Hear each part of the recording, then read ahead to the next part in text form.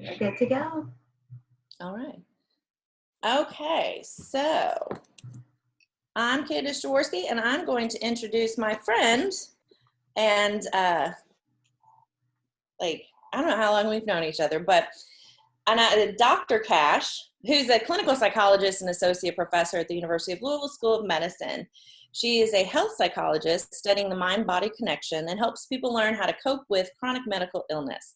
Her research focuses on the body's stress response systems, sleep-wake rhythms, and how symptoms of anxiety and depression can impact our health outcomes. The presentation that she's going to give you that you're about to see is actually one that is similar, in case you missed it, at the AIGA Design Week last year, just like last fall, I believe. I attended that, and she and her husband, Danny Cash, who's at Via Studios, kind of co-presented this, and that was really driven towards, the kind of more the design side.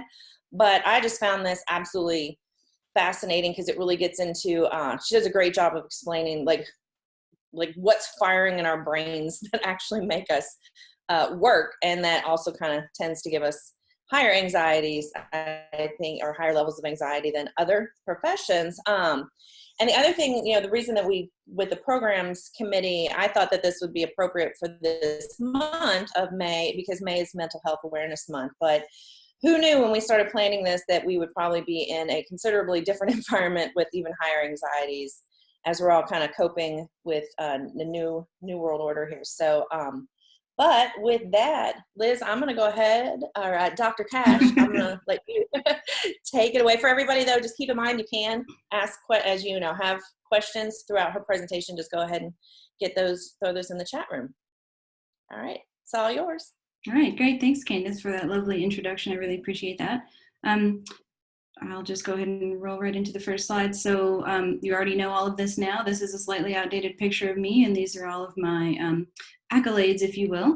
So, part of the reason that I'm doing this talk today and had done it in the past was at the behest of my husband, Danny, who said, there seems to be a lot of challenges with some kinds of anxiety symptoms among folks in the creative field. Do you notice any patterns there? Would it be helpful for you to give us a talk and kind of introduce these ideas and maybe share some coping strategies with folks that are in and around the creative field. So that's the impetus for the talk. Just a quick outline of what we'll be covering today. I'm going to share with you the characteristics of anxiety, symptoms therein. I'll talk a little bit about the links between anxiety and creativity. And then we'll work on identifying triggers, things that can cause anxiety symptoms to kind of pop up, and then we'll talk about strategies to help individuals cope with those symptoms when they do come up. Because this lecture is online and is a very different format than in the ways that I've given this in the past, it's kind of hard for me to read the room, and I know that there are a lot of different symptoms coming up for folks because of the world being on fire around us and all the uncertainties that are coming with this pandemic. So I just want to give a little disclaimer here that this talk is not really intended to be diagnostic or any sort of official clinical intervention. So if you are, as we're going through this talk, if anything sort of strong emotion or mood symptoms kind of come up or arise for you today, feel free to reach out to me separately later, and we can work on ways to get any additional support to those who might need it. And I'll share a lot of resources at the end that might be helpful for lots of different things that people might be experiencing right now. So before we really get jumping right into the talk, though, I want to take a few moments to let everybody complete this self-assessment. So either pop open the camera on your phone and scan that QR code, or open your browser and copy in or type in that link. And I'll give you guys about 2 minutes or so to complete this really quick assessment, just to see where we're at right now, to take stock of where we're at today.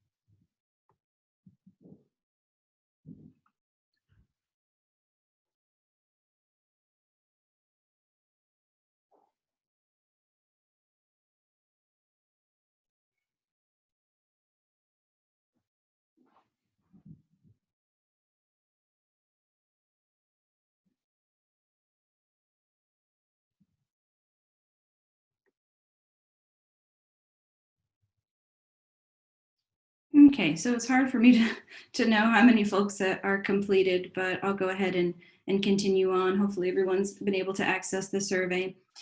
This is just a quick assessment of, how you're feeling right now, with some phrases that kind of relate strongly to anxiety symptoms. And it gives you a score at the end so you can see where you're at. Some folks might notice that they might feel their ratings might be higher than normal because of the pandemic situation. Whatever you're feeling is okay. Generally, the average score on these questionnaires hovers around 12 to 15, depending on age and gender. Higher scores indicate greater anxiety symptoms in the situation right now. And the other thing I want to point out is that this assessment covers 3 different domains, and these are concepts that we'll come back to as we discuss strategies. So we have a couple of items that assess the emotional component, so feeling calm or feeling content. The cognitive component is the second one, so that item about feeling worried is that one. And then we cover the physical component where it asks if you're feeling tense or relaxed.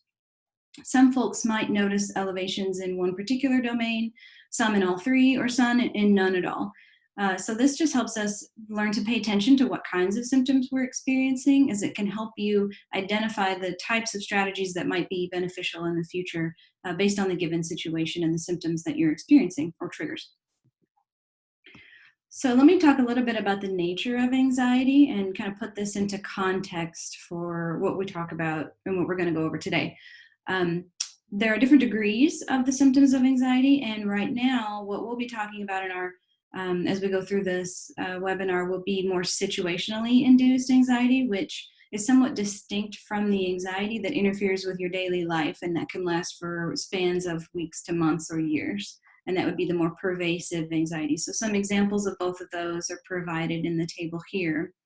I want to make it clear that the types of everyday anxieties that are listed here, feeling nervous before a big event, really kind of resonates with me this morning. These kinds of symptoms are really, really normal. Everybody has these. They all come up sporadically, and we're all kind of learning different ways that work for us to cope with them. They may be coming up more frequently for some of us because of the pandemic situation lately, and this is okay. That's a really common reaction to a stressful situation like the one we're in. So it's actually, not only common, but it's kind of natural. And it's also effective to have anxiety in this context. It's the way that our bodies are kind of hardwired to see threat around us. It's a protective mechanism. And so it might be an underlying sort of constant feeling for some folks right now. And in the short term, that can serve us pretty well. It helps us stay vigilant to the world around us and be prepared for when new and surprising information kind of presents itself. But if those feelings kind of stick around and become pervasive, they can start to overload our system and kind of start to feel like it's dragging us down a little bit. So the strategies that we'll talk about today are ways that we can cope with those symptoms as they come up. So they're very effective for these everyday anxieties, but they can also serve as a nice complement to these more pervasive anxiety symptoms, which are probably better suited for something like, psychotherapy or medication management. So let me give a little context here about how anxiety is related to creativity. I often hear people say creative individuals seem to have more anxiety, and I wondered, do we have any evidence to back up this statement? So I dug around in the scientific literature a little bit, and what I found is that we really don't have very much data on this at all. So there are a handful of studies that have found higher levels of anxiety and depression among individuals who also identify as being creative individuals. But other studies have not seen this same relationship. And then there are some studies that show that creative individuals may be better at using their resources like social support, suggesting that they might have already developed or may have developed more effective coping mechanisms to deal with symptoms of anxiety. So we have these mixed bag of results that doesn't confirm or really deny or lend any sort of clarity to the notion that anxiety is related to creativity. There are a few reasons for that, I think. One is that creativity is hard to define. It's sort of an abstract concept, and the way we measure things in the scientific world is that we need to be able to rank things in numbers or numeric form. And so abstract concepts like this are often hard to quantify so that we can do some analysis on them. And secondly, creativity is kind of hard to study. It really doesn't work well to tell a person to come into your lab with you in a white coat, sit down in front of you and be creative while I sit here and analyze everything that you do. That's not very effective. You're not going to be able to get someone to get the creative juices flowing under that kind of pressure. Although some of you may be really good at performing that way. And if you do, let me know. I'd like to know your strategies. But what we do know about anxiety and creativity is that there are similar thought processes that occur for both of these constructs, anxiety and creativity. And we think the likely link is probably imagination. So, of course, when it's your job to be creative, you're exercising those imagination muscles, right? And so it makes sense that when that muscle is really strong, you can kind of get really good at becoming anxious. You're sort of training yourself to do it, and also vice versa. So, but the point here is that one doesn't necessarily cause the other, and they're certainly not one and the same. You can separate these two. And by separating them, you can achieve a more manageable state of balance between the two so that you can focus on using coping strategies to, tamp down one to keep the anxiety manageable without feeling like you're going to threaten your imagination or your creativity level. So in order to achieve this, the first step is to identify triggers of our anxiety. So that's where we'll head next. So we need to gain some insight into being able to recognize exactly what situations cause anxiety for you so you can understand which triggers have greater significance for you. And everybody's different. Everybody has different responses to different experiences. Some folks might notice they have a lot of anxious feelings before they walk into a meeting with a client, maybe to present work to that client or to someone else on their team, or perhaps the pressure of a deadline approaching causes some, physical tensions to arise for some folks. So the thing to do is to take stock during these moments and simply notice what comes up.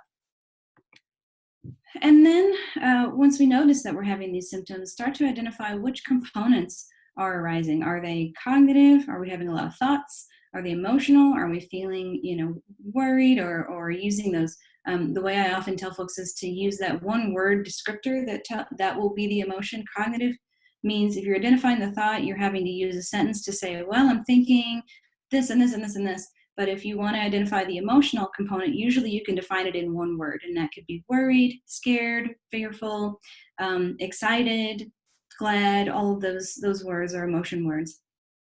And so what we want to do is become more adept at identifying which triggers trigger which symptom, and then we can become adept at managing them. So, for example, you might notice that negative thoughts or the cognitive component comes up before a certain situation. And if you're getting better at identifying those, then you will allow yourself more time to call on your coping mechanism that works for cognitive symptoms. We should also note, too, that some signs of anxiety might come up when you don't expect it. Sometimes there are things that exacerbate our anxiety that may not have anything to do with our mental or emotional state at the time. Things like excess caffeine or being hungry or even being sleep deprived, which we'll talk about a little bit more later in the talk. These things they exacerbate anxiety, but they also make us a little bit more vulnerable to experiencing anxiety. So we'll talk about some ways that we can address those here later on. So now that you are feeling sufficiently anxious, we've talked about some examples that make you feel anxious. Let's discuss ways to manage these symptoms. And so what we'll start with is, as we go through the strategies, we'll start with ways that people commonly respond to feeling anxious, and then we'll talk about how efficacious those strategies are for folks, and then we'll consider alternative approaches that might also be useful depending on the situation. So we're going to try to fix it, but we'll see. We'll see how we do. So the first common response that I want to talk about is trying to make things go away. So maybe you've noticed worrisome thoughts or emotions come up and you decide, I don't have time to deal with it, and I just kind of push it away. Or you've noticed this like nagging muscle tension in your neck or back, and you try to ignore it and, maybe take a Tylenol and kind of push through. But if you notice, those things always come back later, right? So the pushing it away is only a temporary solution. So not super effective in the long term. And that's because shoving those things away is a form of resistance. So one of my favorite phrases that I like to use is that the things we resist persist. So even though the symptoms that are coming up for you might be a quote unquote false alarm, might be an exaggerated, maybe response to what feels threatening. Trying to shove it away will probably only make those symptoms stronger, and it allows them to come back later. So it's important to recognize here that the symptoms that we experience of anxiety are a hardwired response in our brain. Again, it's how our brains learn to respond to threat and protect ourselves, right?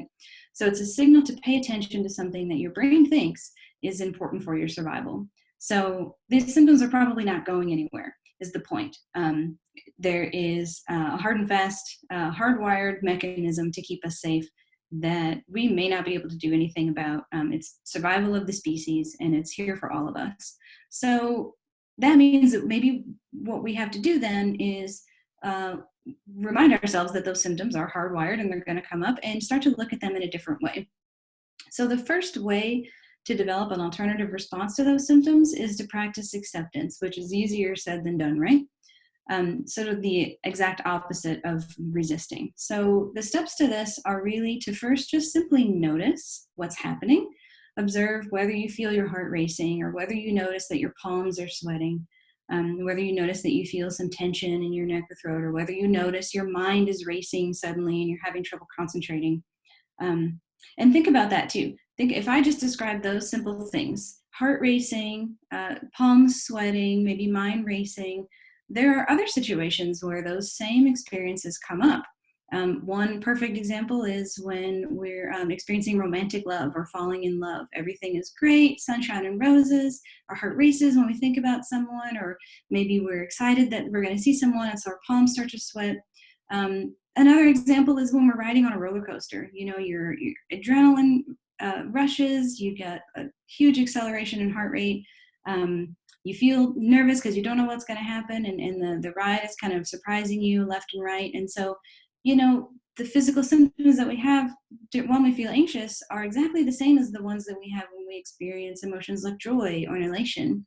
So the point here is that the exact same biological systems are activated. It's just our thoughts that are different. It's how we're perceiving the situation that's different between joy and elation and anxiety. So we can use this to our advantage. So we can experience these sensations, and just viewing those sensations as something that is natural and normal for us, and maybe even helpful in certain situations, can lead to us feeling less stressed and less anxious about those symptoms. And that in turn leads us to feeling more confident, more accepting and acknowledging of them, and leads to a better performance on difficult tasks as well. So I want to think about it this way. When we become aware of how we are thinking during stress, then we can see these thoughts as just thoughts rather than reflecting some sort of higher ultimate reality. So in a sense, we're changing our relationship with the thoughts that come along with these physical symptoms. And by doing that, you can actually take away the power that these thoughts have over your body. And often, the only thing that's required to make that mental shift, to make that relationship change, is acceptance. Recognizing that this is a human experience, and we all get this flood of energy during certain situations. It doesn't always feel great, and you might not be able to control it at the time, but you can handle it. It's physiologically something you'll be able to handle. And if you didn't have that response, you might not do your best in a difficult situation. So these symptoms are there to help you, in fact. And so thinking about those things in that way actually kind of takes the edge off a little bit and helps decrease some of the power that they might have over our minds. Okay, so next common response is avoidance. This one is probably the easiest one to do, and it causes us to escape from or avoid triggers that might make us feel uneasy. So, declining to be present in a meeting, or when someone invites you to give a talk, you might first be wanting to say, "Oh, that just feels like a lot of work. I can't handle all that. That's too much stress and pressure. No way, I can't do it." But just you have to remind yourself here that that's the trigger that's making you feel anxious, and our tendency sometimes is to want to avoid. And that is because we have a fight or flight response. Our body is designed to help us remove ourselves from threat, to run away and escape. And so we feel this pull to avoid uncomfortable situations. Again, that's another one of those biologically hardwired things. And so while it works in the short term, it worked for, maybe cavemen escaping the saber-toothed tiger, to use a crude example. It doesn't necessarily work for us in the professional fields that we might find ourselves in today. So even though the short-term effect is we remove ourselves from the situation and maybe the anxiety goes down, it might also make the situation a little bit more difficult to face next time we have it, because let's face it, there will probably always be a next time. So over time, we begin to see ourselves as someone who can't cope with these situations, as someone who always removes themselves from a situation like this. And then that can lead to the situation feeling more aversive and even more threatening over time. And so what we need to do is turn that around, use that anxiety to our advantage in some cases. Use that ramp up of energy to rise to the challenge that we're being faced with. So this is all well and good while we're at work and while we're, going about our day and trying to get through our typical things. But what happens when those anxiety symptoms creep up when you don't want them? Like, for example, when you're trying to get to sleep at night, or when you're trying to relax at the end of the day and you don't want to think about work. What we want to do then is develop a different strategy that lets us just kind of stop what we're doing and take a deep breath and take stock of where we're at. And notice here, I want to draw the distinction here that this is another coping mechanism that we're going to talk about, taking these deep breaths. And what we're doing with this is not trying to make anxiety symptoms go away, but to find a sense of groundedness despite the current symptoms of anxiety that we're feeling. So it allows those symptoms to occur. It helps us accept those symptoms when they're there, but it also lets us get a little more time to think clearly and really focus on what's important in the situation and be able to work effectively through those symptoms. So let's take a minute to practice this together. So I can't see you guys. Your cameras are all turned off, so hopefully you're in a comfortable position. Usually we do this seated. We're going to practice a quick exercise called square breathing, or sometimes called box breathing. And the goal here is to breathe with a focus on the expansion of the belly rather than the breath being way up here in the chest, because you can't fully expand the lungs if you're just breathing really shallow breaths from the chest. So you have to make sure the diaphragm is moving and that the belly is expanding. And so the steps to this are 4 seconds each. So in the first 4 seconds, we close our eyes, breathe in through our nose, slowly counting to 4, feeling the air entering our lungs. And then we hold that breath in for another 4 seconds, not trying to force or cause any tension here, but just simply avoiding the tendency to inhale or exhale for 4 seconds. Notice I said the word avoid, but I don't mean it in the sense of avoiding anxiety. And then we breathe out slowly for 4 seconds and then hold that emptiness in the lungs for another 4 seconds and then repeat. And so this is called box breathing. So I want to try this together. So if you can all sit comfortably, you can keep your eyes open or closed. If you want to keep your eyes open, I've got a little timer that'll pop up on the screen. So we'll just do this for a couple of breaths together to give you a chance to see what it feels like. Okay, so if you're sitting comfortably, then now we'll begin. So start with breathe in 4 seconds, then gently hold that air in the lungs. And now breathe out 4 seconds. And hold. Then start again with breathing in, hold, breathe out, hold, and there we go. So that's just a couple of cycles through. You would typically repeat this for maybe 3 to 4 minutes to really give yourself a chance to kind of sit and take stock of where you're at. And of course, in the silent part of this talk, this is when my cat decides to come in and start chatting. So hopefully that didn't distract you too much if you heard her. So what are we doing here? What is the point of this slow, deep breathing, and what did we notice? So for some folks, they might notice that it's hard for them to calm down. Sometimes that 4 seconds of holding is really challenging. Sometimes we notice that, oh, that muscle tension in the neck or back is kind of creeping up, and that's what's really bothering me today. Or maybe that, in the silence, we recognize that our mind is racing in some moments. Remember that whatever you experience, it's okay. Everyone's experience is a little different, and there's no right or wrong here. What we're doing with this strategy is called diaphragmatic breathing. So it makes the lungs fill more fully with air, makes the diaphragm in the stomach expand, and that signals the body to relax. And the way that happens is that, as you can see in this image here, we have this one long rambling nerve, major nerve through the body called the vagus nerve. It's this yellow line in the image here on the screen. And what it does is it helps activate and deactivate the systems in the body that help us prepare for threat. So the easiest and most effective way to put the brakes on this part of our nervous system is to take deep breaths from the belly. That signals to the heart that we're relaxing and the heart rate can slow down. And so what you're doing here is using your breath to modulate vagal tone. And when you can modulate vagal tone, you can take the edge off of some of those physical symptoms.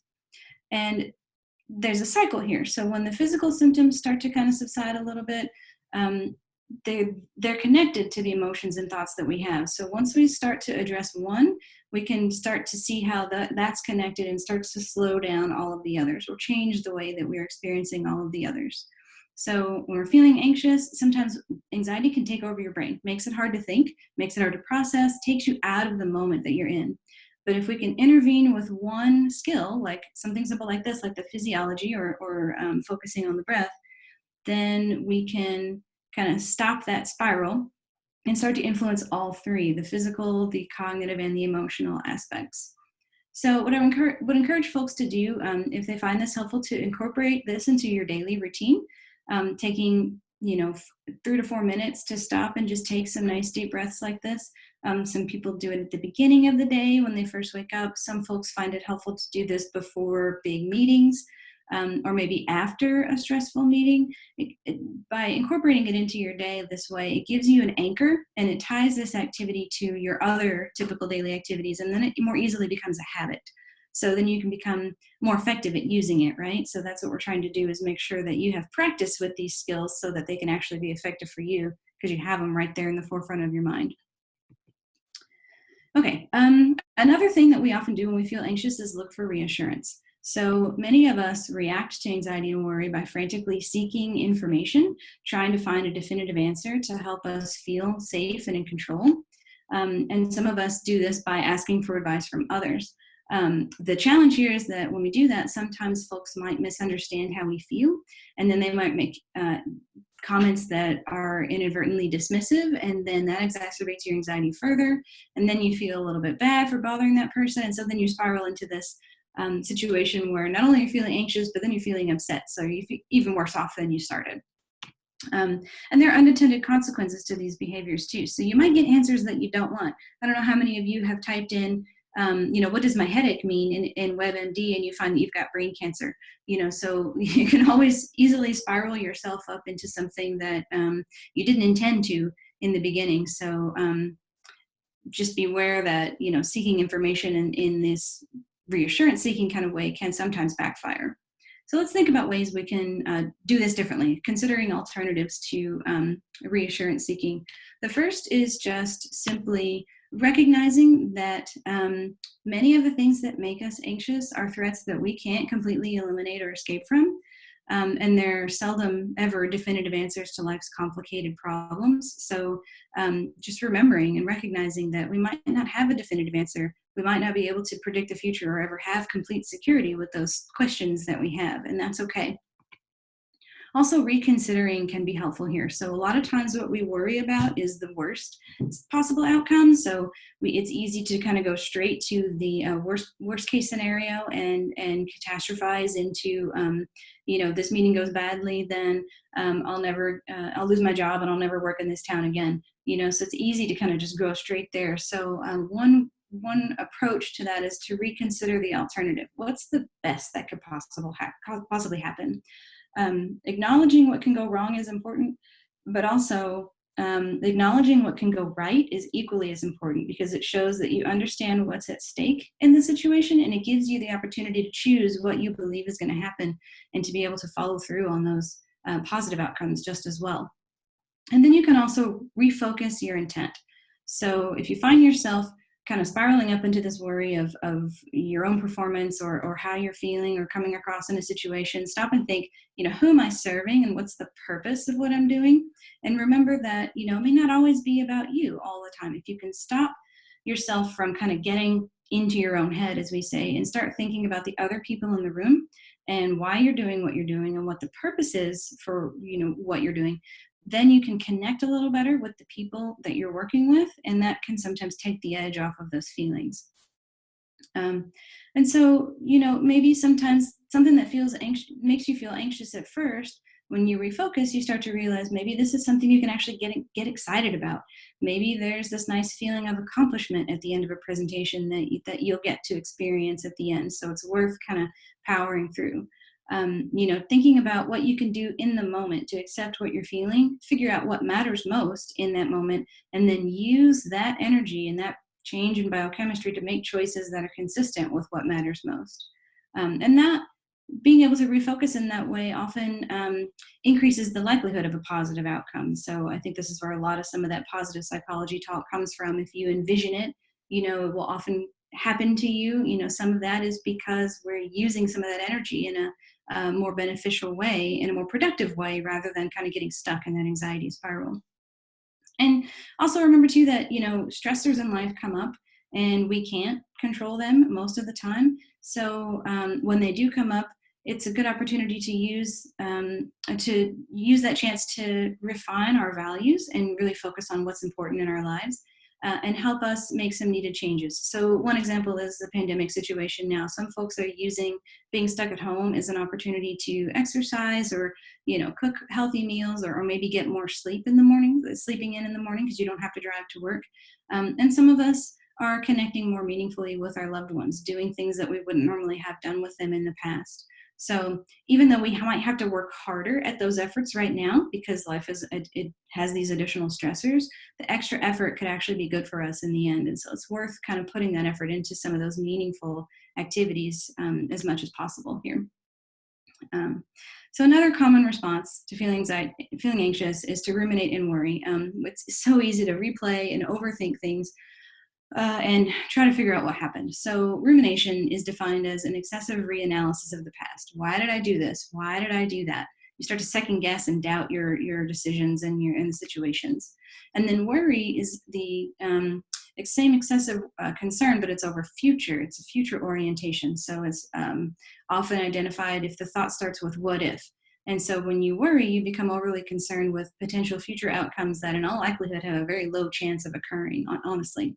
So these are both cognitive components of anxiety, and note that it's easy to get stuck here. So while some anticipation and interpretation of current events is helpful, many of us tend to do this too much. It's easy to kind of sit and think about all these things and overthink and spend all of our day doing that. And then your thinking becomes more repetitive and more negative, and you get into the habit of this repetitive and negative thinking. So we want to try to break out of that habit. So some strategies to address this are to consider the evidence. Counter what you're thinking with actual real life evidence. Is it true? Are those what if thoughts something that could actually happen, or are they ever likely to happen? Also think too, you can counteract some of those negative future-oriented thoughts with reminding yourself about when you were able to be effective. So if you feel like you aren't going to be able to accomplish something, stop and think about what it is that you are able to accomplish. What are some of the things that you accomplished last week that you thought you couldn't do the week before? And remind yourself that you do have efficacy. You are strong and capable, and you can handle challenging situations when they come up because you have the evidence of when you handled another challenging situation in the past. And then sometimes those thoughts, the worries just want to keep coming up. And so the other thing you can do is ask yourself, what can you do about it now? And is there anything you can do about it now that you can actually take action on? If you can do something about it now, then do it right now. Stop what you're doing, take care of it now, and then you can put that worry aside. If there's nothing that you can do about it, then that's when it's important to recognize that's a situation that's out of your control. And like most things in life, that's okay. And you're capable of handling it. You're mounting a response to be able to deal with that situation should it arise. And that's totally normal. Regrounding ourselves in evidence is also helpful for managing other common challenges. So one thing we often do is compare ourself or our work to others. Sometimes we have the thoughts that everyone else is better than me. So stop here and gently remind yourself that maybe that isn't true. Maybe there are times when you have succeeded and performed well, and everybody has those moments, and then that's great. And so part of that is recognizing the judgment in that statement, recognizing that you're being a little hard on yourself, and remembering to sort of act kindly with yourself, and then considering the evidence. When has that not been true? Or for what aspects of a certain project is that not true? That maybe you have a specific area where you shine that others on the project don't, and so you can use those skills to your advantage to help you to remind yourself that you are capable and able to handle the challenges that are coming your way. One really important thought that comes up a lot is this notion of perfectionism. We always want things we want to tweak and tweak and tweak until it's absolutely perfect. One thing to remember, though, is that perfection doesn't exist. There's no way to achieve something that's 100% perfect every time. But it's important to not confuse perfectionism with excellence. So we can achieve an excellent product, and it doesn't have to be 100% perfect. Perfectionism and the tendency to make things perfect and generate perfect products comes from this sense of wanting to control our environment. And so remember to stop when you feel those symptoms coming up. Remember to stop and think about, are you striving for perfection, or are you striving for excellence? And refocus your thoughts onto what does excellence mean for you in a project, and get to that as your goal rather than something that's perfect. And then, of course, we all have these fears of failure. And what happens is when we are afraid that we might produce bad work or fail at something that we're doing, it damages our productivity because it gets us caught in this phase of analysis paralysis, where we start to overthink how we're approaching something, what we're doing, what we're what strategies we're going to use to attack a project. And so the way to overcome this inertia is just to start doing, to start producing, and let it be bad. Let the work come out in the way that it wants to, and then remember not to judge the work if it's bad. If you're not happy with how it came out, that's fine. It's because you're just trying to work and you're building momentum to get over the inertia of analysis paralysis, and you want to use that momentum of producing to eventually get to something that you think is good, and that will come. It just takes effort. And so things don't always work out every time as well. So it's always good to remember that just because something doesn't work out doesn't mean you can't do it. It just means that it didn't go as you expected this time.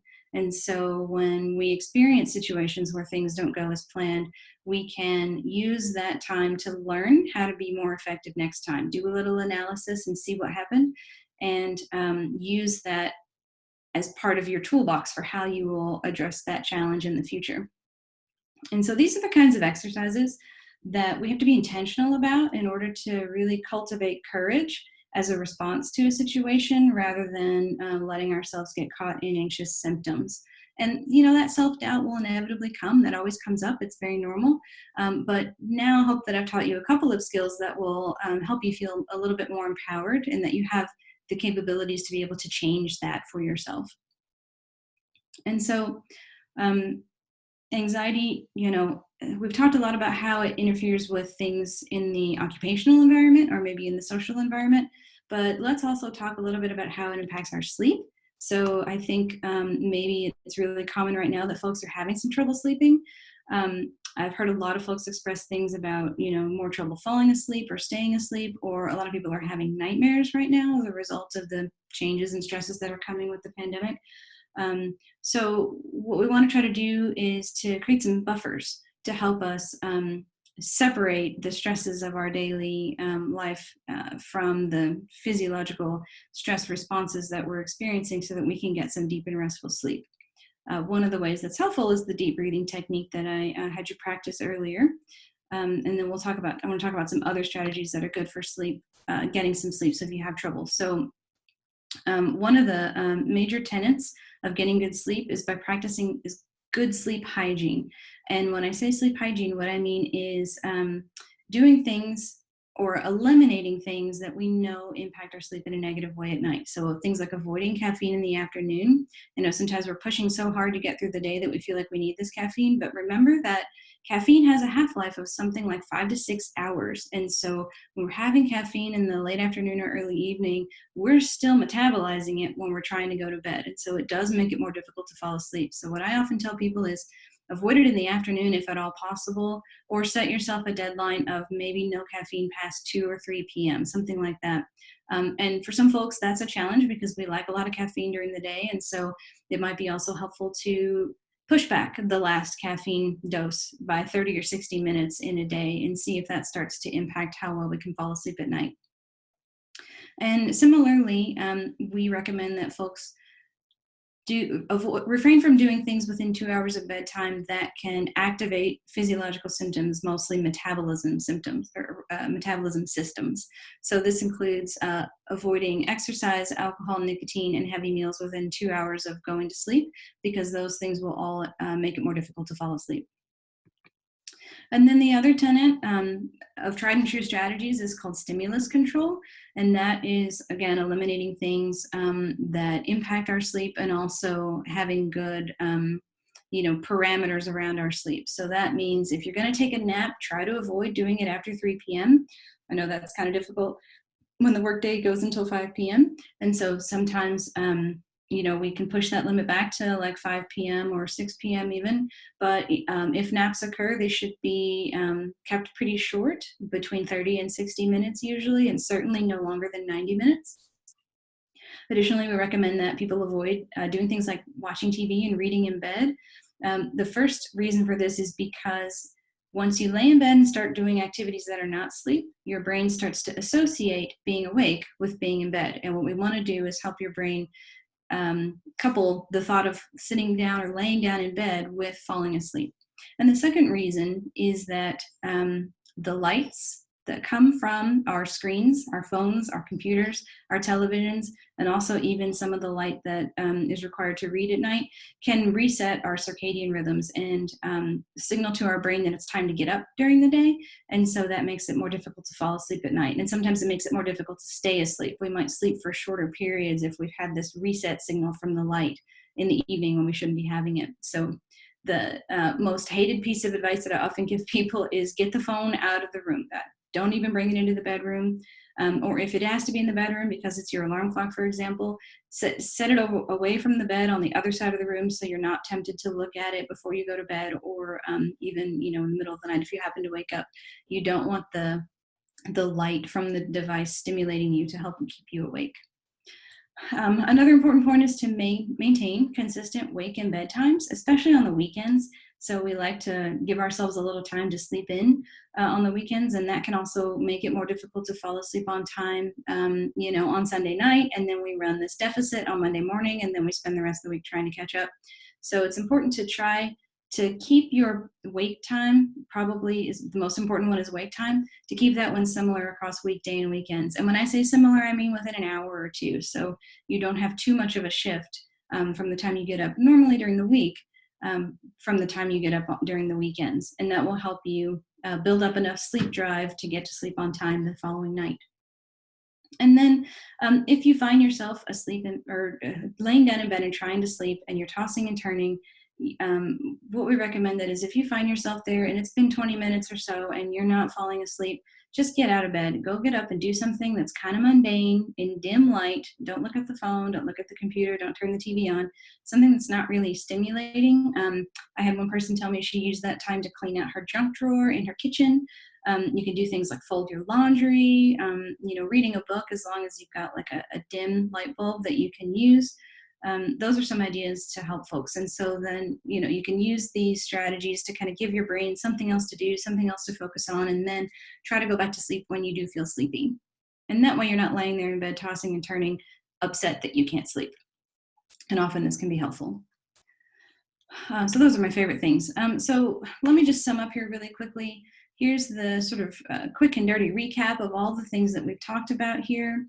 The important points to remember are that you don't always have to believe everything your brain tells you. You can take charge of the situation and become somewhat of an expert at counteracting the signals of anxiety. It does take time. It does take practice. You have to rewire those responses, because one of my other favorite phrases is that cells that wire together fire together. So if you're activating certain parts of the brain over and over again, then you start to strengthen those synapses and those connections, and habitual things like this become more easy. But it does take time. It does take practice. And so we have to be intentional about this. And don't forget that perspective matters, right? So remember that, everybody has challenging experiences in their lives. You're brave enough to experience that fear right now because there is this sense that, what we're experiencing, there's a bigger part to play here. We have a part to play in a bigger story, and that is the human story. And that is all of us having to deal with these fears in some form or fashion, and finding ways that work for us to help get through them. And so what I'll do is post some resources here. These are different websites, books, and apps that I've found to be helpful for folks who are looking for more information on anxiety or looking for ways to manage their anxiety.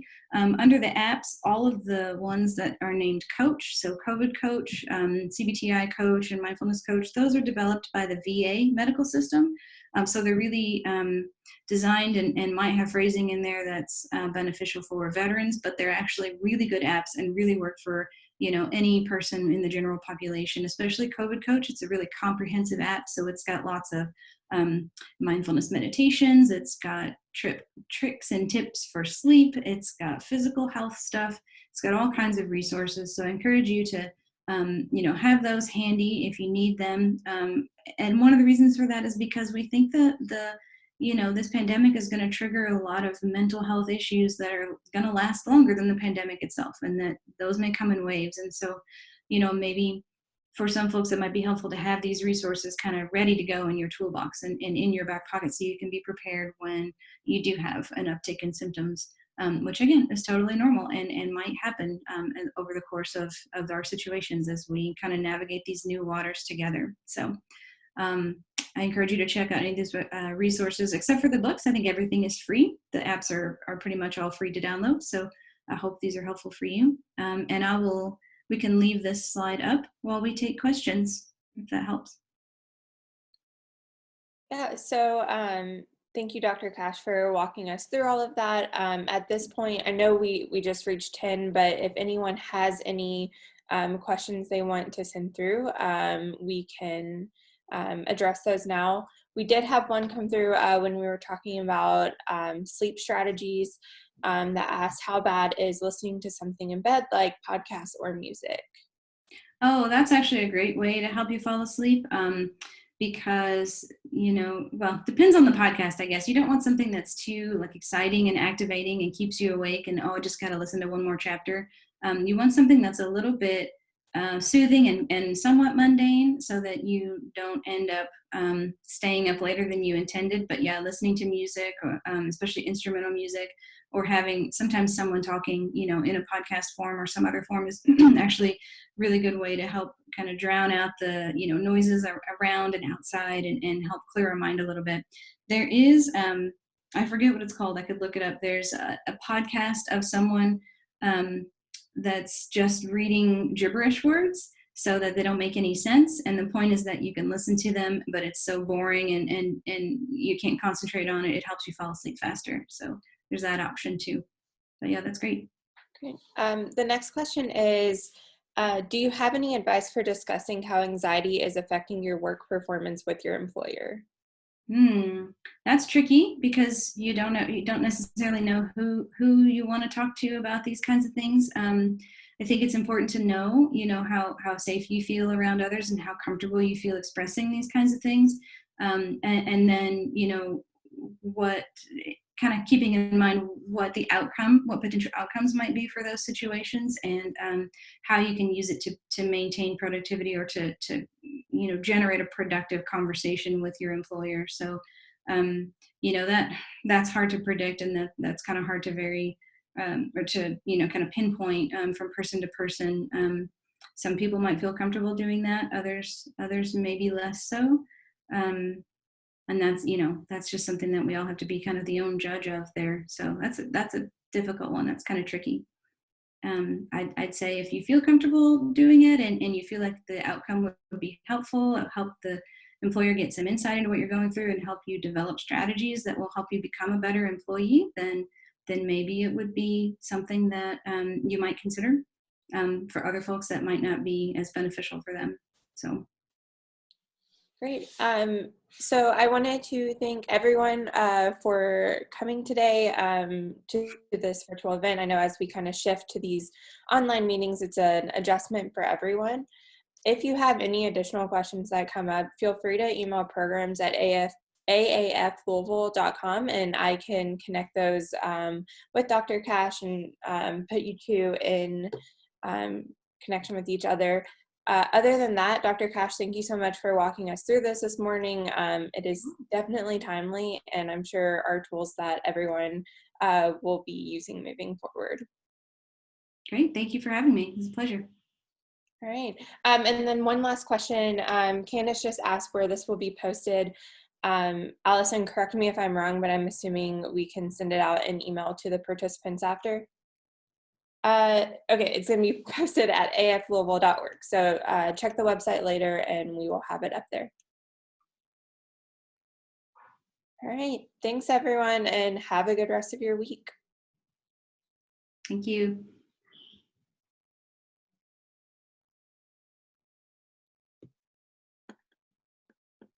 That was awesome, Liz. Thanks. I realized as I was going through it, like, oh,